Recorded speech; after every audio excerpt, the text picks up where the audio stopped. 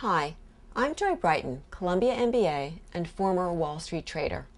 The information presented here has been compiled by an international team of counterterrorism, national security, and Sharia law experts, as well as human rights activists, both Muslim and non-Muslim. The formal concept of a Sharia banking system was created in the 1970s by members of the Muslim Brotherhood, a radical Islamic network which operates in 70 countries today. The Muslim Brotherhood links together the Taliban, Al-Qaeda, Ahmadinejad, and Osama bin Laden. The glue that holds these groups together is Sharia law. Why do these terrorist groups care about banking? In the words of Dr. Zuhdi Jasser, the president of the American Islamic Forum for Democracy, make no mistake, so-called Sharia-compliant financing is neither about religion nor about God. Sharia-compliant finance only empowers Muslim Sharia law leaders whose real long-term vision is to impose Sharia law on the world and recreate an Islamic empire. These leaders want to overpower capital-free markets and create their version of an Islamic economy. Bankers and business leaders are being duped. CEOs of Citibank, UBS, AIG, HSBC, Dow Jones, MasterCard, and Visa are buying into the false claim that Sharia is a harmless religious law of Islam without doing what seems to be the smallest amount of independent research. American corporate pension funds are being told that Sharia investments are interest-free as the Quran requires, socially acceptable, ethical, and a good way to diversify their portfolios. First, Sharia investments are not interest-free, nor are they less risky than traditional investments. Here's a diagram which shows how a simple Western bond is turned into a Sharia bond. You can see that interest is simply relabeled as rent or lease payments as money gets transferred from place to place. This is perfectly legal. What you're looking at is an investment called a derivative. Derivatives are risky for the same reason you've already figured out. They're very complicated.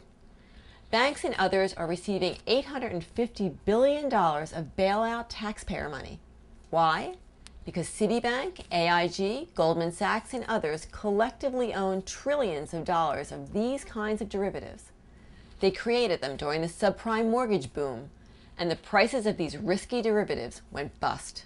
Now, look at the 2008 investment returns for Sharia versus non-Sharia investments. The Dow Jones Industrials were down nearly 32%, and the Dow Jones Islamic market of industrials were down nearly 39%.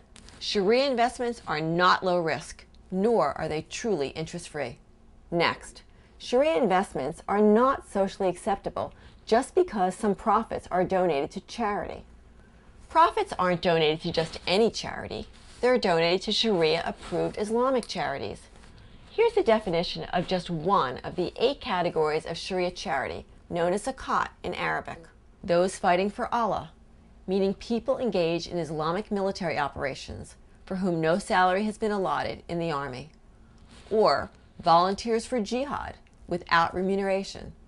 They are given enough to suffice them for the operation, even if affluent. So, according to Sharia law, feeding and clothing jihadis is a charitable cause. This explains why 27 Islamic charities have been designated by the U.S. government as sponsors of terror. The most recent offender, the Holy Land Foundation, a Texas-based Islamic charity shut down in November of 2008. Take another look at that derivative. Do you notice the top circle collecting charity? How much money might be going to these charities? The Oasis Fleming Sharia Fund reported in 2006 that approximately 6% of its profits were being donated to charities. There are over $1 trillion of Sharia investments managed by banks around the world today. You do the math. It's very possible that billions of dollars each year are being donated by Sharia banks to terror organizations. Finally, Islamic investments are not ethical because there's more to an Islamic investment than just a ban on alcohol or gambling. Here's a prospectus for the HSBC Amana Sharia Mutual Trust, which says what this fund can and can't invest in. Some of the businesses not permitted are liquor, wine, casinos, pornography, insurance, gambling, pork processing, and interest-based banks or finance associations. That's some of the businesses. What may have been left off this list? Well, here are industries and products that are banned in a pure Shariah Islamic economy. Western music, selected books, film, radio, and television. Financing of Christian, Jewish, Buddhist, Hindu, Sikh, or any non-Islamic house of worship. Publication of Bibles or religious books for any faith except Islam. Leadership education programs for women.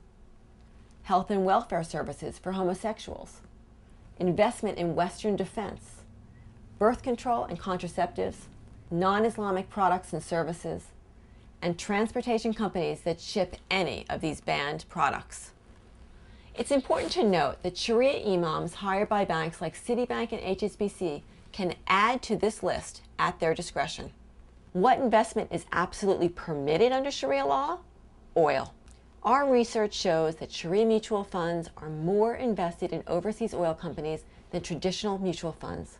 Shariah investments are not interest-free. They are not socially acceptable, and they are not ethical. How can U.S. companies legally describe it this way? This is not just a question of false advertising.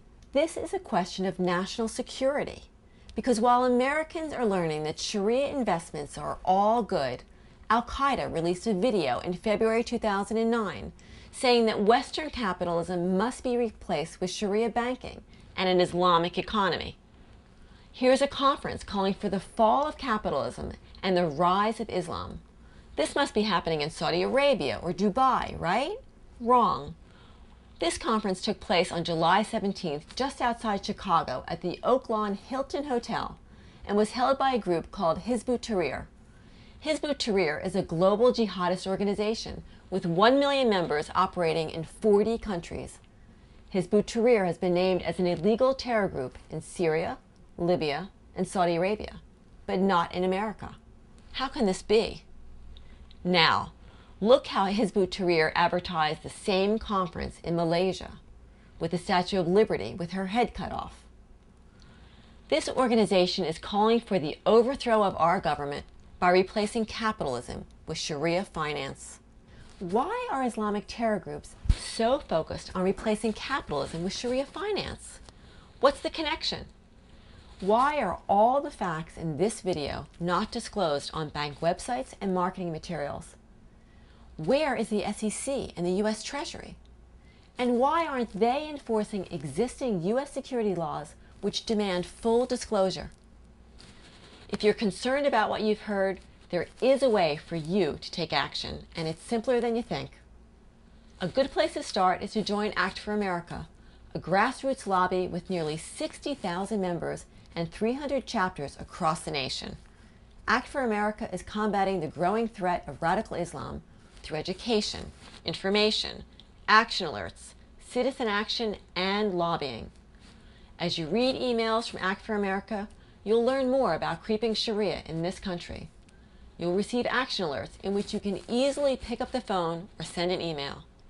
Make your voice heard. There's power in numbers. Sign up for actforamerica.org today.